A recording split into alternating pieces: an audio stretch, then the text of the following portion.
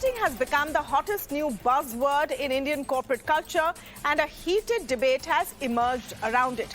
But what exactly is moonlighting? Why is it in the news? The headline has come from Mr. Rishad Premji, the chairman of Wipro, who talked about how he had fired 300 people for moonlighting. He has called the act unethical and says it's cheating. Let's first listen in to what he said. Lighting, Sunil, it is having a second job secretively, right? So that's point number one. Two, I'm all about transparency. And as a part of transparency, individuals and organizations can have very candid conversations. You know, I work for Wipro, I work for somebody else, and I want to, play in a band at night or work on some project that I'm working on, etc., over the weekend. And that's an open conversation, and the two adult individuals, the organization and the individual, can make a concerted choice about whether that works for them or doesn't work for them as an organization. The point I was alluding to more is the reality is that there are people today working for Wipro and working directly for one of our competitors. Right? We've actually discovered 300 people in the last few months who are doing exactly that. To me, it's a complete violation of integrity in its deepest form. So that was what I was referring to. There's no space for someone to work for Wipro and competitor X, Y, and Z, and I think they would feel exactly the same way if they were to discover the same situation. So that's what I meant, and so I do stand by what I said, that I do think it's a violation of integrity if you're moonlighting in that shape and form. So this was the comment that stirred up that hornet's nest and has led to all of those headlines. Of course, it also started off a conversation that how exactly did Wipro discover that these 300 people were moonlighting? Was there any infringement of privacy, etc.? But the big question right now, what is this moonlighting that has Rishad Premji and honestly a number of large companies like Infosys, IBM and others so upset? Simply put, moonlighting is taking up a second job apart from one's full-time job. Now, the second job can be part-time, a project, something you do for fun, something you get paid for, or even something you do pro bono. Essentially, it is dual employment without the knowledge of the primary employer. And that has become a pain point, especially in Indian IT companies. So then why are people doing it? Well, they're taking on gigs or having a plan B for the main job has always been a trend in various sectors. But it did grow after COVID-19 sent a large number of IT professionals especially to work from home mode for at least 2 years, if not more. The extra time led to more opportunities. The need for a larger income has also grown. And many employees, especially those new to the workforce, don't feel the need to remain long-term in one job or organization. In times of rising inflation and reduced job security, it's also become more and more popular, especially for people who want more than one career to fall back on. So people now do have a plan B. For companies, it's a headache because they're worried competitors may, of course, get very sensitive information about them. They're worried that the employee will be less efficient and won't really give the job their best. But at a time of hire and fire, of rising inflation and fewer opportunities, is it fair to sack people for moonlighting, or is it time to have a conversation around it? And one company is having a conversation. Food delivery company Swiggy did start off a new trend with its own moonlighting policy, but with the following conditions. So they actually have a policy in place. They allow employees to work on external projects, but it should be outside office hours or on the weekends. It must not affect productivity or clash with business projects, risking any conflict of interest. If there is any such conflict of interest, all of these gigs will be subject to approval. So you have to tell the company what you're up to.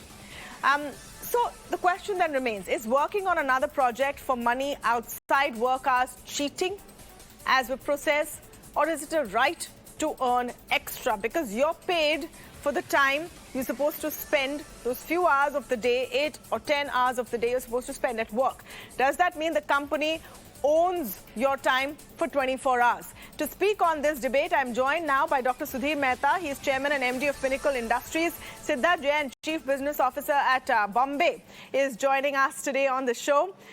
Lloyd Matthias, Business Strategist and Investor, is speaking with us. And I also have Harpreet Singh Saluja, President of NITES, that's the National Information Technology Employees Senate. Welcome to all of you, and thank you so much for joining us on Beyond the Headlines. Harpreet, let me begin with your view.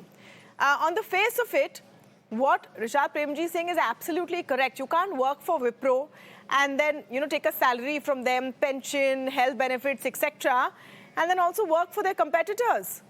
That just doesn't seem fair.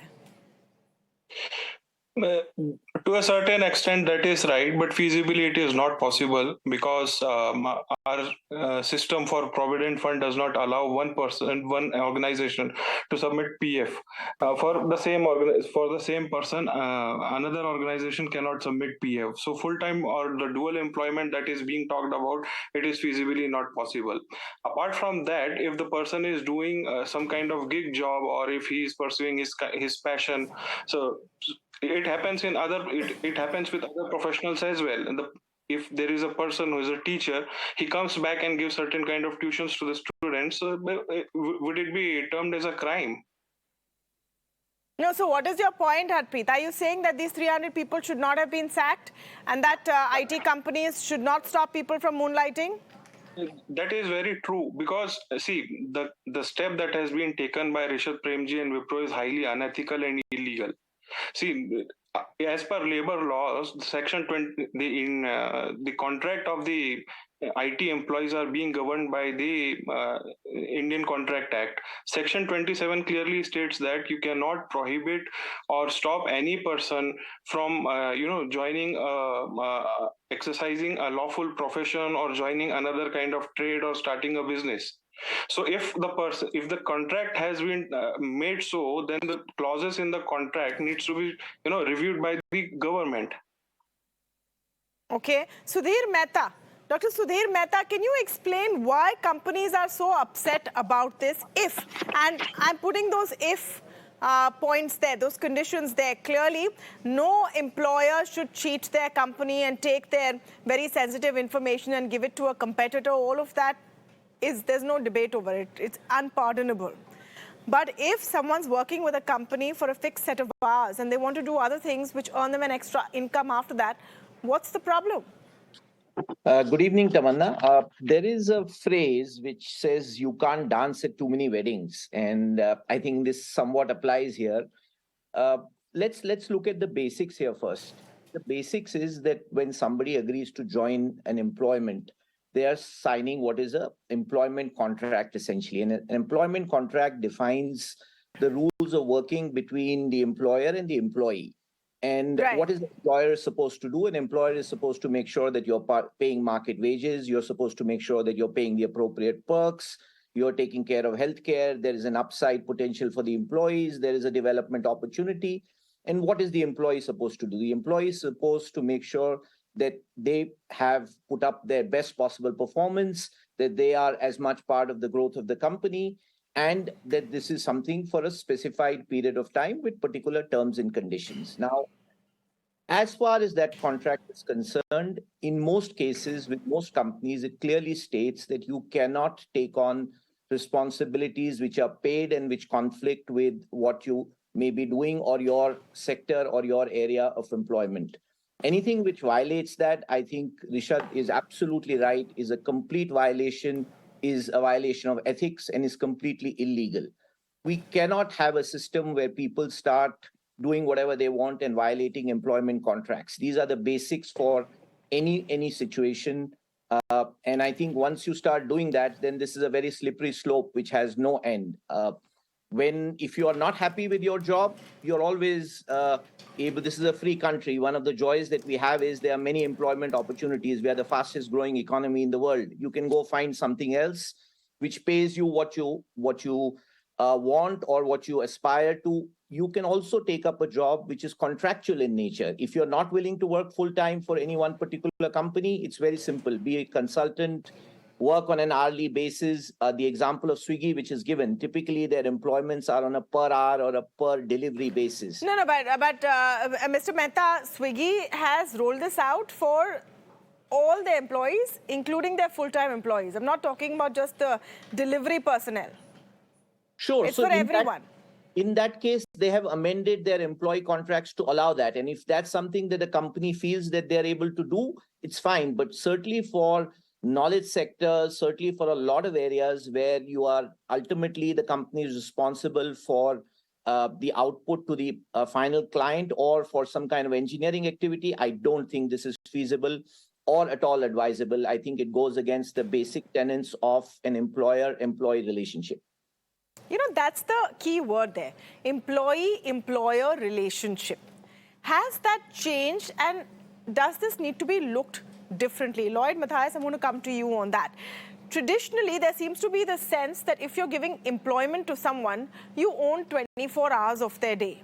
You own what they think, you own their IP, you own their outlook. But that's not necessarily the case. And your newer Gen Z, millennial employees are not interested in that kind of relationship, isn't it? Absolutely, Tamanna. I think we've been talking about it for years. The future of work is here. Organizations need to prepare for it. Work can be done in a non-linear, non-traditional manner as well. And the pandemic and remote working has only hastened this change. Now, specifically to the point, I think Gen Z or the young people today's workforce is seeking flexibility of work hours, of workplaces, of work roles. And the ability to work remotely has kind of quickened this process. Today, side hustles are perfectly okay, right? To Dr. Mehta's point, you can be fully employed by a company, but that means you're pledging about 8 hours of your workday to the company. What you do beyond those 8 hours is completely up to you.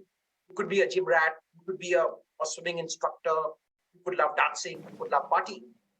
If what you do after your work hours impacts your work, then the company has its appraisal process. You will lose out to an employee who's more committed, possibly puts in those extra hours back at his work.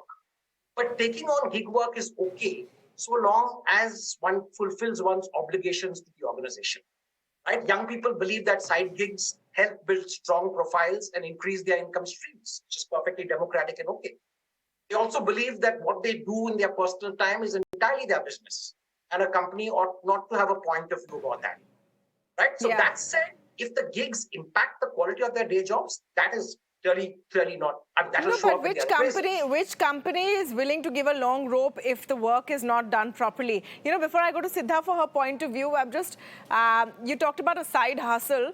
I'm just going to run through this dictionary of what they're talking about work and all the trending words when it comes to work. We're talking about moonlighting today, but things like quiet quitting are trending. It's a new trend where people just go to work, do the bare minimum. They don't quit, but, you know, they're there maybe in body and not in spirit.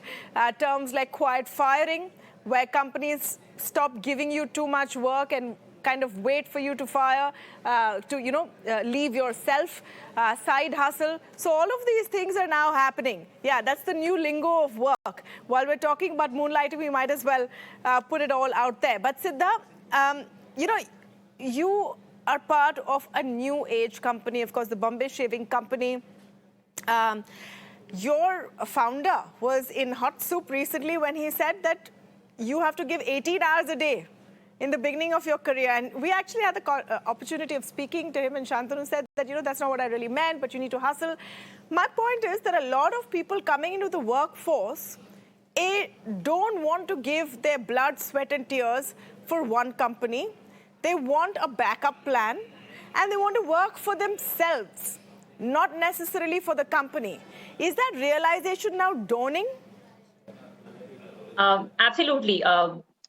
I think hi everyone, hi Tamanna. So the way I would think about this problem is more and more these days there's this concept of ikigai, which I find fascinating, right? Which is an intersection of what you are good at, what the world needs, what you love, and what you can be paid for. And finding an ikigai for oneself is a very long process. People spend a whole lot of their professional lives figuring this out, right? So I think more than people wanting to work on what they want, it's probably a pursuit of this concept, which probably is in some cases utopian. But in the beginning parts of one's career, people probably try to do something that the intersection of what they're good at and what can be paid for, and then you start covering the other boxes, right? Personally, for example, for me, in my last role, before I joined Bombay Shaving Company, I had this thing for creativity, and my job was that of a consultant, so it was very hardcore strategy. So I did a wedding planning thing on the side. But of course, all of that was with the caveat that I convey completely to my employers and my superiors in the organization that this is how I'm going to be spending my time, and this is what the flexibility I need. So totally agree with Lloyd there that the obligation of the contract and that relationship you share with the company is a two-way relationship, and it's give and take, right? You give your best, and the company will give back their best to you. So it's a matter of for me, more than the hour, it's always a matter of mind space. When you are spending your time and your energy into something, you give your very best and you fulfill the expectation that is there from the job, but um, always knowing that more than what you give is what you will get back, and it's a give and take, right? So full investment and ROI uh, would would reflect in that manner. So I would say that. Dr. Mehta, I'm glad you shared that, Siddha. You're, of course, business officer with Bombay Shaving Company, and at some point, you used to be a wedding planner. Why not? Why not? Dr. Sudhir Mehta, do you think that it's time also for Indian employees to come out of a slightly older mindset? This generation is not going to be tied down. They're not thinking that we're joining a job and we'll exit 25 years later or 30 years later at retirement. They're here for as long as it suits them. That's fine. If that's the mindset that you come with, that's absolutely okay. But that's not something that can be foisted upon either the employer or the employee. There is, I think the key word which was mentioned here was consent. Moonlighting by definition means that there was no consent. If a consent is taken, is absolutely okay. If the employer and the employee agree that something works for both of them, then it works. If it's something which is done without informing the employer and violates the terms of conditions, clearly it is illegal and should not be allowed. I think we're talking about two different things. One is people who take up assignments without informing their employers and the impact that has. And the second is, are we going to have a generation of employees who are not wanting to do this? They're wanting to maybe work at multiple organizations, work as consultants. This happens all the time. If you hire a management consulting firm, you are hiring them for a particular period of time or for a particular assignment. You hire somebody on a contract basis. I think it's bigger than that. It's about people wanting to be more than one thing.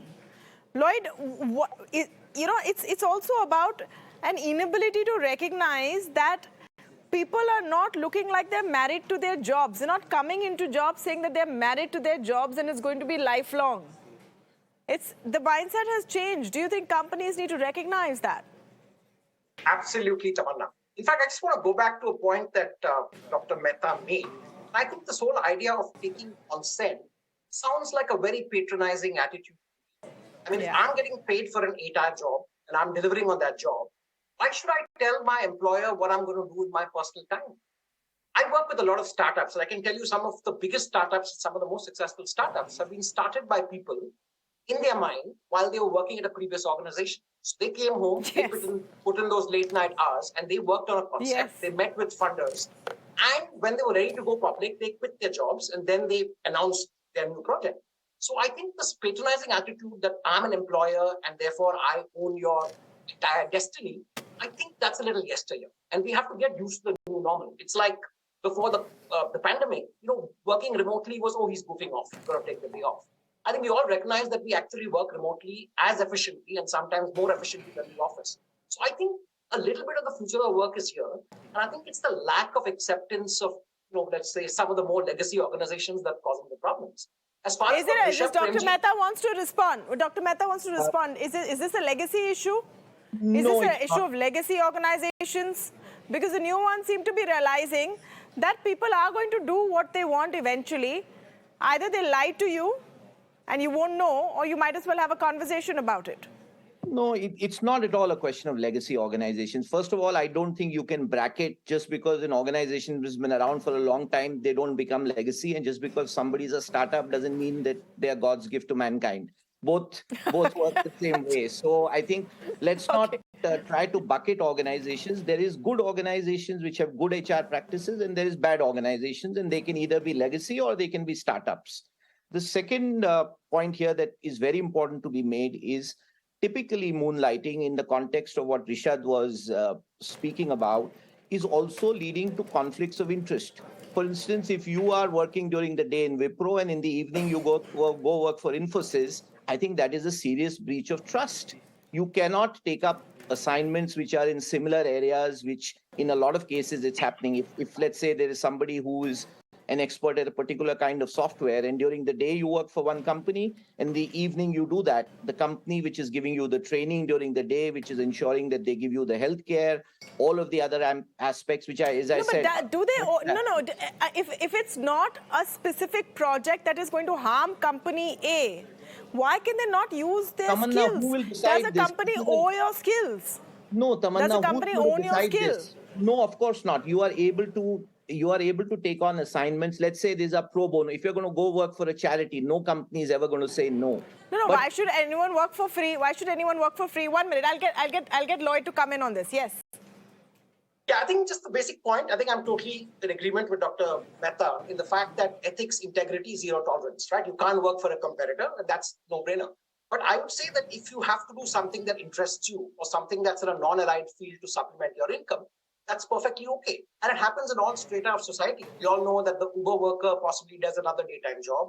We know the security guard in our condos possibly has a 4-5 hour job doing something else. So I think it's acceptance and democratization of our right to work. As long as I'm doing a good job for the company that hires me for what they do, and I'm not being unethical about it, I think it's perfectly okay. And I think organizations, and it's not about legacy or current or startups, I think organizations have to have the maturity to accept it. Yeah. Harpreet, the question over here is, should employees at least be transparent about what they're doing? You have started by saying that, these 300 people should not have been sacked. But should they have not been transparent about what they were doing in the first place? Correctly. There needs to be a certain kind of transparency. We do agree with that. But the other side of the story is, supposingly, if the Wipro is claiming that these 300 people were working for their competitor, so why did the competitor in the first place didn't come to know at the time of background check that these people are already hired or already working for Wipro? There is a streamlined policy in the IT sector that there is a strong background verification check. So when these people applied for another organization and they are claiming it to be a competitor of Wipro, that means it is not a startup or a small organization. Then in that case, the other company should have highlighted it. And in that scenario, we can also say that the other organization is completely accepting this fact that if these people are working for Wipro, they are completely okay with it. So what is your point? What is the point you're trying to make? See, that if the company has thrown out 300 people at their will, so we do not know whether these employees were working actually for their competitor or not, because till now. No, but he's saying Rishad Premji is saying they were. So we are taking that at face value. Why should we question that? No, that is fine. But if these employees were, the Rishad Premji said that over a period of time they have come to know that these 300 people were working for another organization. So why the other organizations were permitting them to work for them?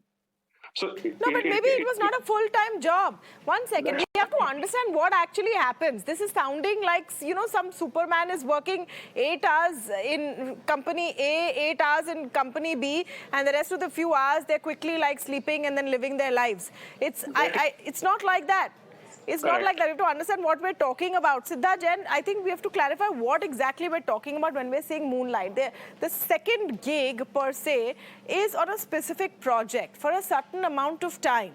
Could could or could not be related with the core skill that you've been hired for in the first or the primary company. And the tolerance to that is what is on question here, isn't it? Absolutely. I think that's where the caveat and the company employee relationship comes into place, right? So the definition, it's a bunch of things that the culture of the culture of the company needs to be felt by the person, and then they need to understand what the obligation of the contract is. So I'm totally in agreement of the fact that no unethical activity should be done. But if, say, for example, if coding is broadly a skill of logic, for example, right? It is something that you are using logic A on a particular activity and logic B on a different activity. You can, it is like two dance forms. अगर मैं एक जगह जाके hip hop सिखा रही हूँ और दूसरी जगह जाके ballet सिखा रही हूँ, there is no relation. It's dancing in general, but there is no relation. So there's a lot of caveats that needs to be looked at when this happens. And when there are broad-based skills like this, it is very difficult to determine at face value, and it's the job of the policies of the company and the culture. No, my question on the policy of the company, Dr. Mehta, is it a symmetrical relationship? Because you've said time and again that if a contract says a certain thing, the employee has to follow it. Otherwise they would be in violation, and that is technically, legally correct and true. My point is that does the employee actually have that bargaining power in most cases, especially if they're in the start of their career, to come and say that I want to do this and this? There is a reason why people are skulking around and doing this, isn't it? One is that they're not getting paid as much as they want. Maybe they're not, their salaries are not increasing at the rate that they need, definitely to keep up with inflation. They need the money, and that's why they're doing it. No one wants to do extra work just for fun. No, Tamanna, you're right. There is always the situation is going to be where employment contracts are to some extent one-sided. This happens everywhere. Say even happens in supply contract. If you're working with the government on some contract, it's one-sided. You can't do much about it. The same for employer-employee contract. I think let's also separate out the blue-collar and the white-collar workers. I think there is a mixing which is happening here because to some extent we are on the one side saying that we are talking about enlightened workers which are part of the gig economy, which want to do all of these things, and then they want to have all of the benefits which go with blue collar workers. I think one fundamental thing we have to understand is if you are hiring somebody as a white collar gig worker, you're not hiring them for 8 hours. You are hiring them for the value that they bring to your organization, and then you pay them in a certain amount. Now, if they have to sometimes work 10 hours, it's not that they get overtime. If you are a factory worker, you get paid 1.5 times. That's a contractual rule. The same does not apply for workers to the gig economy, because then they also get benefits of, let's say in many companies, ESOPs, in many companies, they're part of the ownership structure. There is a profit-linked kind of scheme. Now, you can't have everything at the same time. I think if you want the benefit of that, that should happen. What started to happen in the West, and I think this will happen in India also, is that highly skilled workers of a particular type are now working on assignment basis. So there are many websites or what are available where you can hire somebody, let's say, which is a graphic designer, and say, I want this particular job done for that many hours. That's very clearly a contract which is predicated on doing X amount of work. And if somebody feels that they can earn more money by doing that, they're most welcome to do so. And I think this is probably what will happen to highly skilled jobs where they're looking to earn more rather than just be with one organization. So actually, we are seeing counter argument to that, Tamanna. Yeah. I feel that the more senior you grow and the more skilled you are, that time your skin in the game is too high.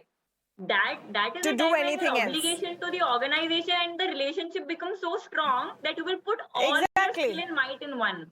So in fact, and that is when you solidify the relationship, right? So I think it is actually the inverse. The moment you find that relationship you want to hold on to, latch on to, and you find something that is the intersection of all four, you will not even think about all of it. The honest fact is, and let's talk about it from where this is really going to go. The reason why this is a big conversation and people are having to talk about it, people are going to act on it, is because this is now a trend that has begun.